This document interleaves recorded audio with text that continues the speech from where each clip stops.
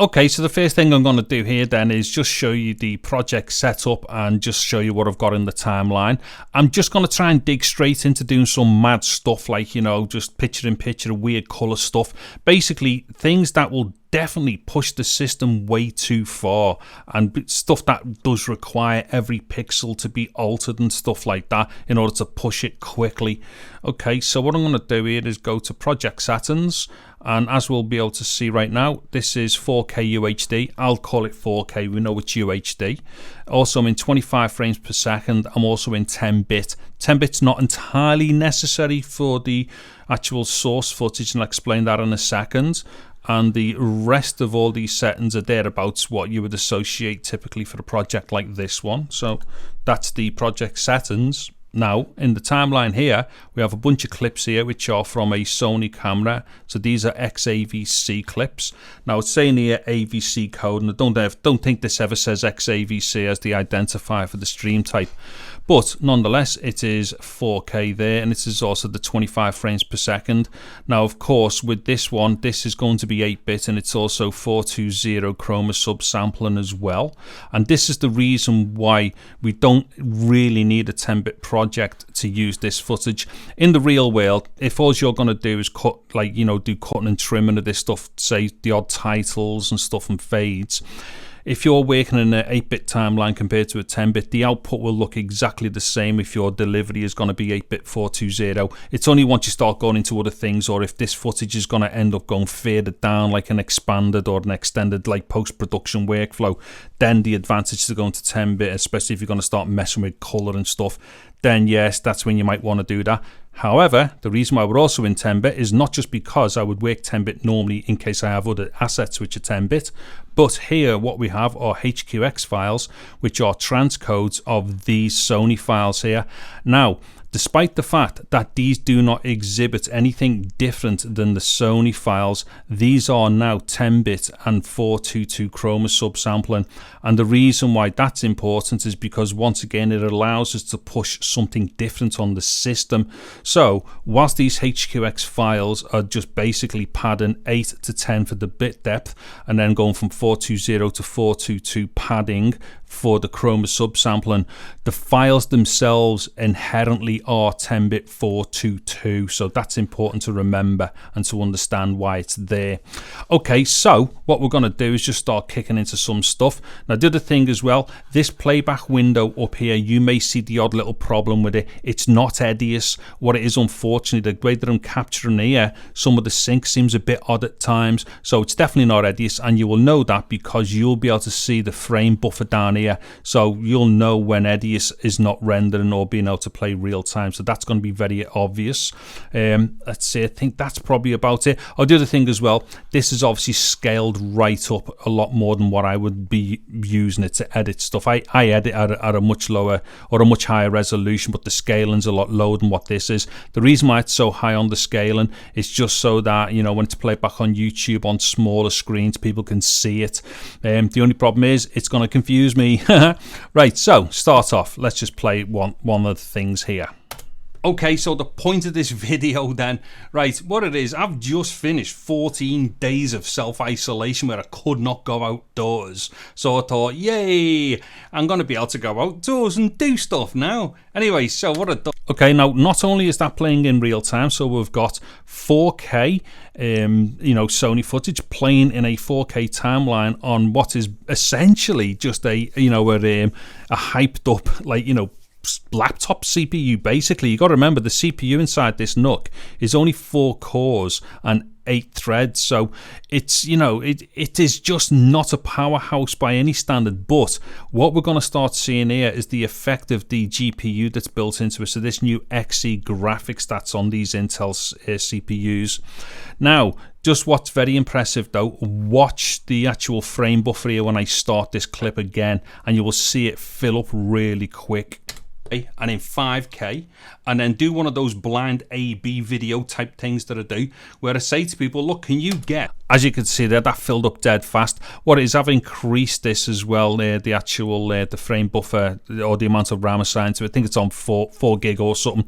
That's actually because, and this is another video I'm going to do very soon, because I can actually do a certain amount of 8K on this system. So I had to increase the frame buffer just so I could actually see the frame buffer working properly. Nonetheless, with it being so high on the frame buffer, we can definitely see it working, because it's going to go over 100, you know, to do the frame buffering and stuff like that. And we'll see that working. Now what I'm going to do is just skim through here just quickly, just give you a bit of an idea of what this other footage is. Have a USB-C in like that to take power. However, this is the first one. Some of the stuff that I did with this microphone and the SC, and this microphone is. Now what I'll do, I'll just pull the bits out here separately. In fact, give us a sec. Quite worked out, hadn't been backed up, and I delete. Okay, so as we can see there, that's all going to be playing fine. It's basically all the same type of codec and all the rest of it. Right now, I won't go to the HQX stuff. There's no need to, because this H.264 stuff is playing well enough, and we don't need to go to the transcodes at any point just right now. Okay, now another thing that I've noticed here with this particular like graphics engine is, if I go into reverse on JKL, right, in the past, what would happen? It would do a little pause, then it would go into reverse, then it would pause very quickly, go into reverse, do a pause. So it was like it was glitching in reverse, and I think, hazarding a guess, I would say that's because it was hitting iframes in reverse on long op stuff anyway, and I think that's what was causing it. But check this out, I'll go into reverse on JKL here, and it is just solid.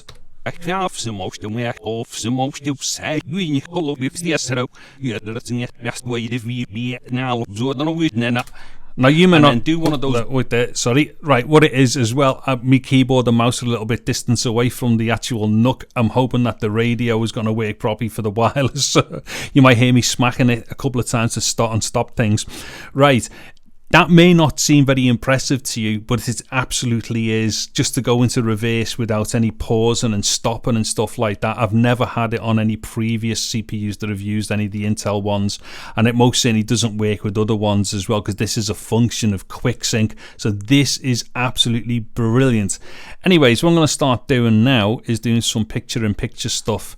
So let me just undo these clips here. I just don't want the audio playing all over the place, like multiple audios at the same time from different clips. It's not necessary.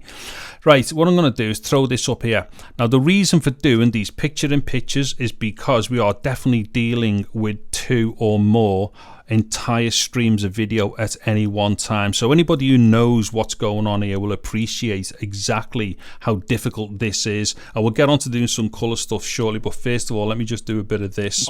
Now, let me just go in and just throw a quick keyframe up there. Let me just throw that up there. Let's get to play that. Okay, so the point of this video then, right, what it is, as we can see there, the frame buffer. Look at the frame buffer again. People, look, can you guess which one was 4K and which one was 5K? And then also along the ways there, I would have done some. Right, it's obviously not filling up as fast, but it is filling up nonetheless, and it will get to fill the buffer. I mean, technically speaking, we only have to be 1 frame ahead of what we need in order to be able to play real time. The reason why we have to have multiple frames though is because if you're going through, like, you know, a timeline where it's not all consistent, at certain times it may have needed to have pre-buffered a large amount of frames in order to take it through a relatively difficult kind of decode section. But like I say, you only technically need to be 1 frame ahead to maintain real time as far as the buffer is concerned. And what we're seeing here is the buffer filling up. Now, let's just throw another clip up here. Now, the other thing as well with layouter, and I would imagine this would apply to other NLEs as well. If you do motion stuff like keyframe things, which I'll do with this one here, it doesn't have any more of an impact than just a static clip. So that one picture-in-picture will use up the same amount of processing power as what this one will right now that I'm going to do, even if I keyframe some mad stuff on it. So what I'm going to do is do some keyframe and some weird stuff, just so we've definitely got some motion on the screen that we can see. And what we're going to notice, well, you may not notice it, but I can tell you right now, I've run a load of tests on this. There's no extra impact to do with, you know, how this responds or what it's taken as far as CPU is concerned compared to the static keyframe in the corner.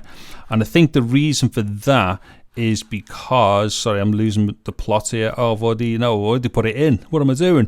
I think the reason for that is because what happens is every single frame has to be calculated. So I don't think it really matters where any object is to do with the keyframe of the layouter, because it has to calculate it anyways. So even though something may look dead simple because it's stationary, you know, Edius has to know to do it on every single frame. So when we start doing this and applying kind of motion stuff and keyframes, I don't think it definitely doesn't impact it any further. And I think the reason for that is because Edius just has to look at every frame for every bit of media anyway. Okay, so let me just, what it is, I'm trying to pad out this conversation as I'm doing this. I didn't realize how long this was going to take. What it is, I'm trying to do something which is obviously mad and we can definitely see it. And the reason why I want to do that is because, I'm nearly there, hold on, is because there isn't much motion going on in the frame, and I would like us to have some motion, and we definitely will now, although I don't know we're going to get away with these 3 frames playing at the same time, or these 3 clips.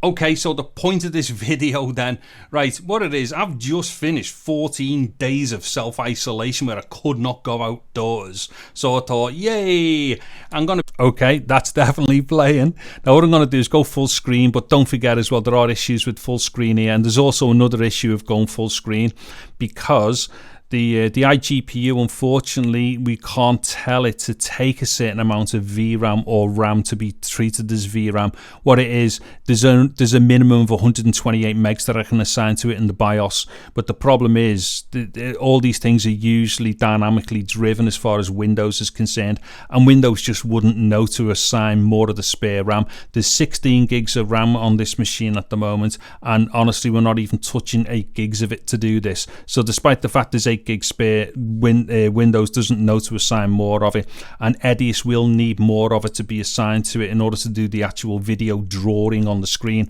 not so much the processing of the video. And also as well, without getting into it, and as other Edius users will know, the overlay has never really been brilliant on Edius anyway, and the higher the resolution you go, even if you throw 12 gigs at it of static, like high speed, you know, DDR6 RAM and stuff like that, it still will kind of like go a bit weird as well.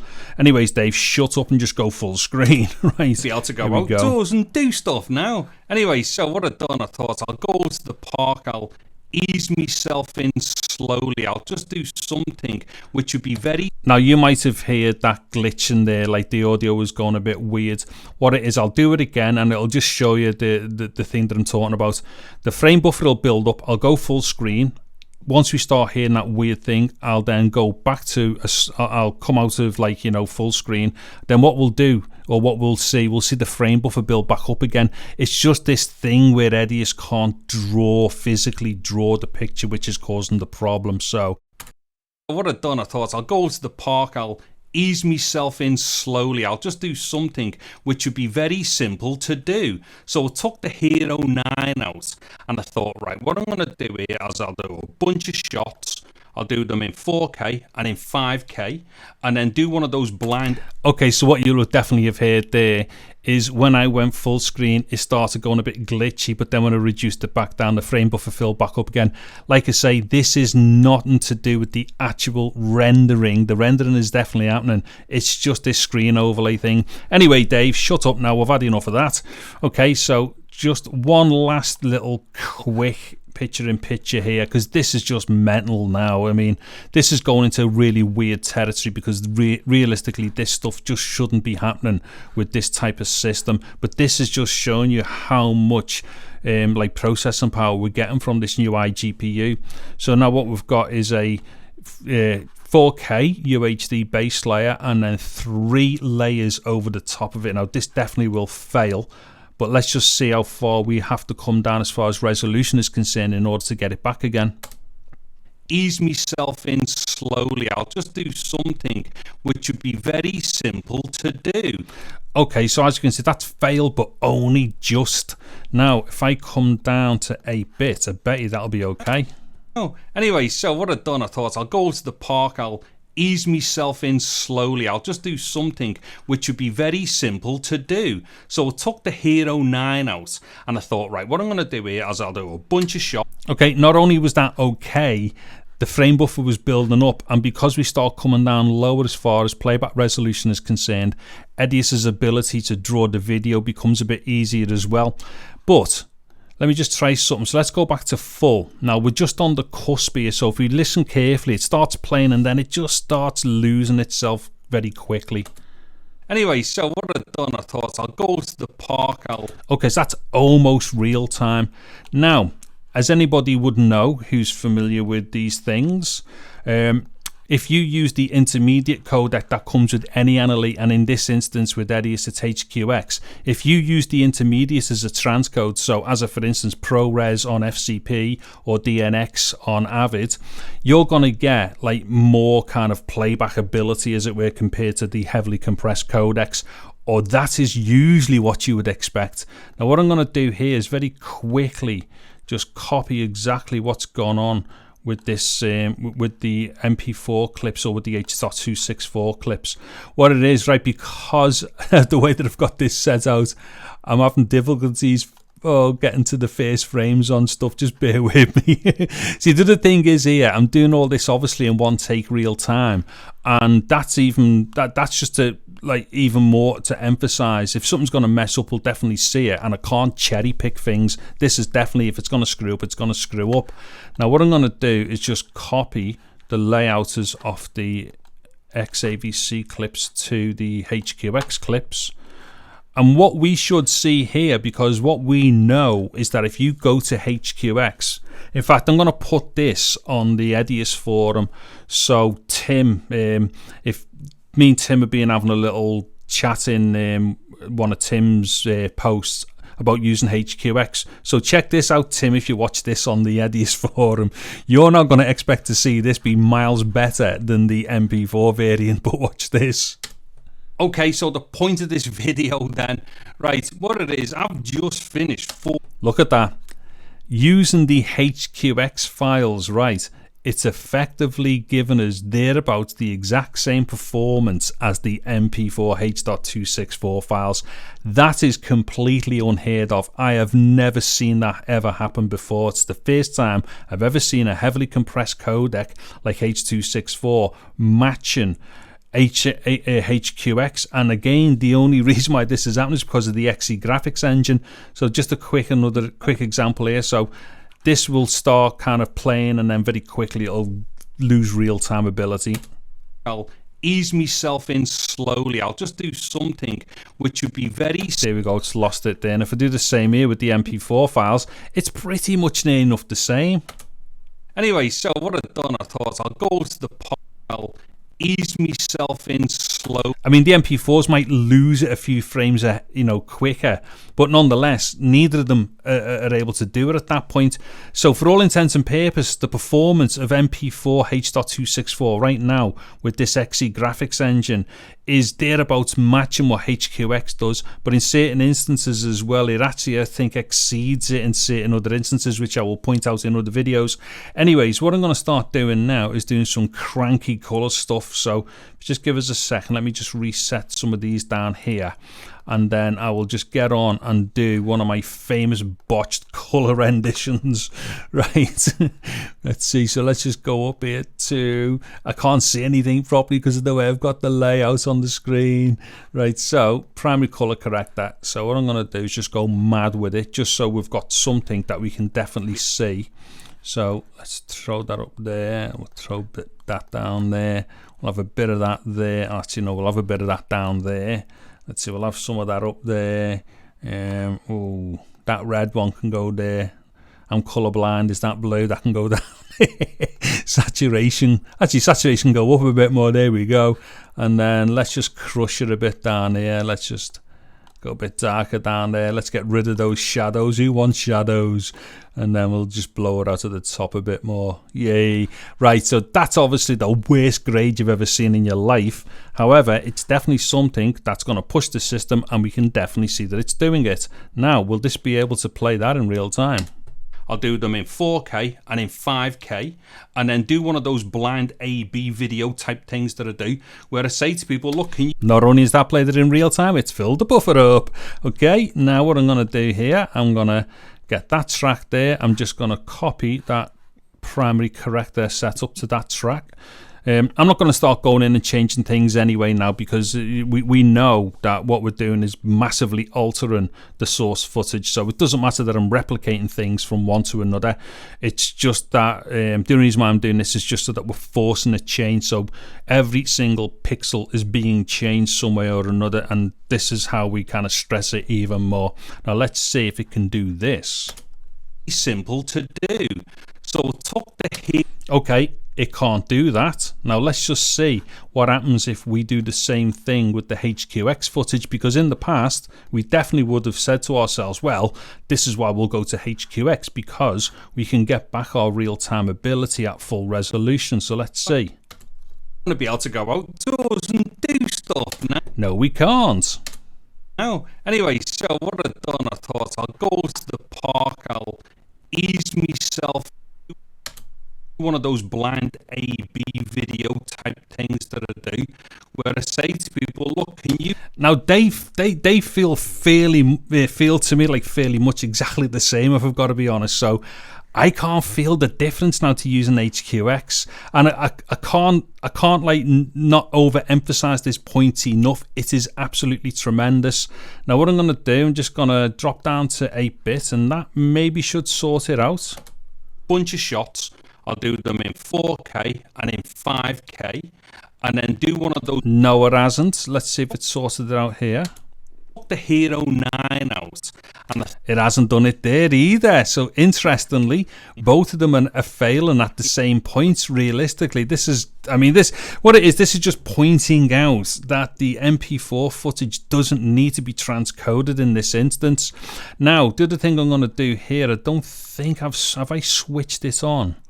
Let me just check something here. What am I looking for? Hardware, effects, GPU, no, color correction. Actually, let's just see. I'm going to switch on the graphics engine as the renderer for the primary. Let's just see if that makes any difference. So a bunch of shots. I'll do them in 4K and in 5K. Ooh, what do you know? How cool is that? Right, just check this out. So where this was failing, watch it now, play in real time. To do. So I took the Hero 9 out, and I thought, right, what I'm going to do here is I'll do a bunch of shots. Okay, I'll go back to the HQX stuff. That should replicate the same thing. So a bunch of shots. I'll do them in 4K and in 5K, and then do one of those blind A. Oh, wow, now this is weird. Look at this. That buffer doesn't fill as fast on the HQX stuff as what it does on the Sony stuff.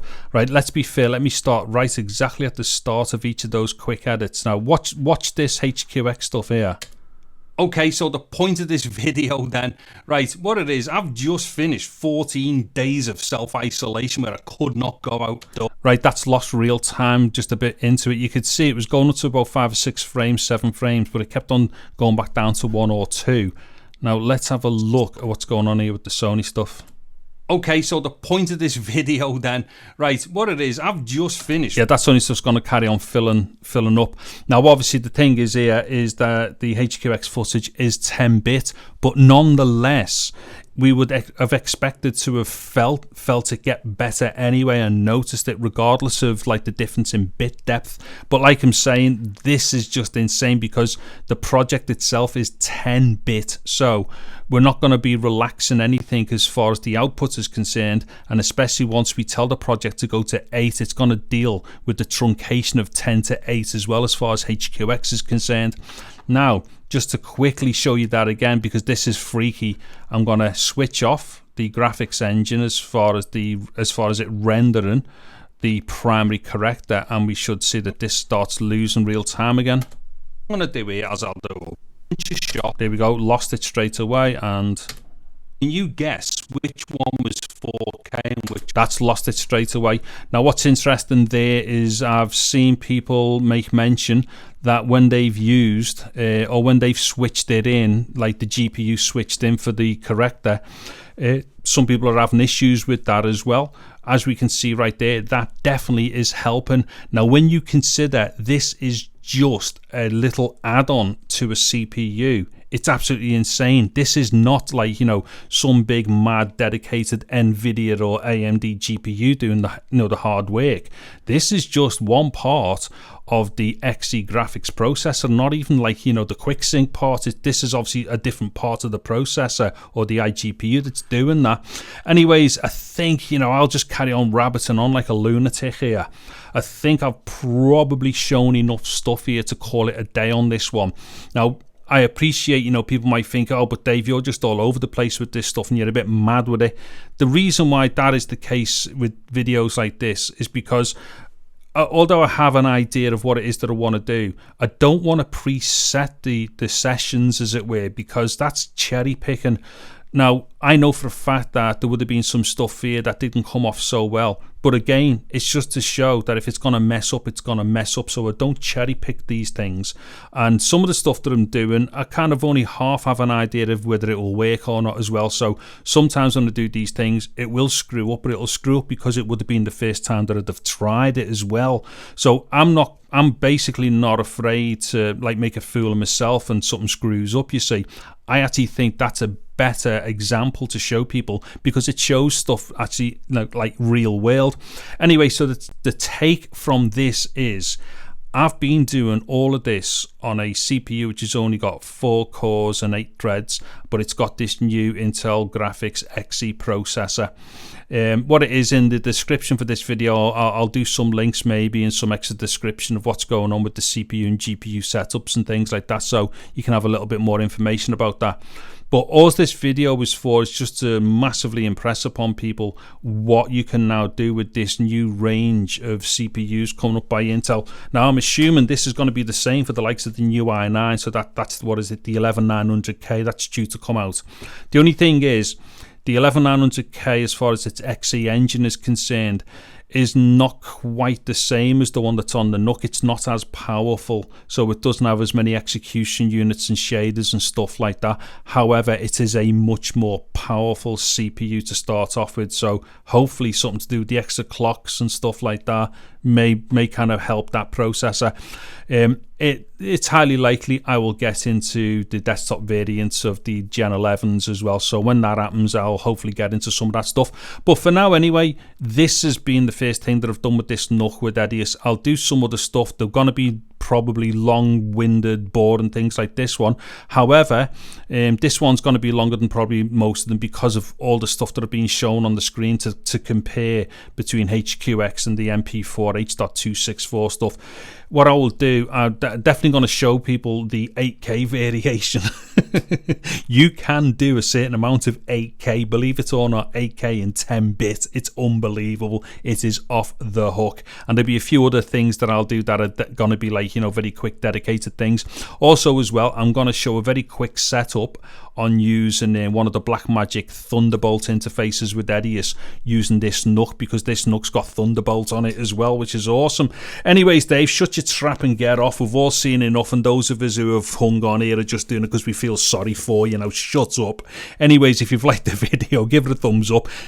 Subscribe to my channel, click the bell notification icon thing, all that funky stuff. Also, you can catch all of my Edius videos if you go to www.edius.co.uk, which will take you to my playlist. I'm David Harry. Thank you very much for watching this video. Take care and goodbye now.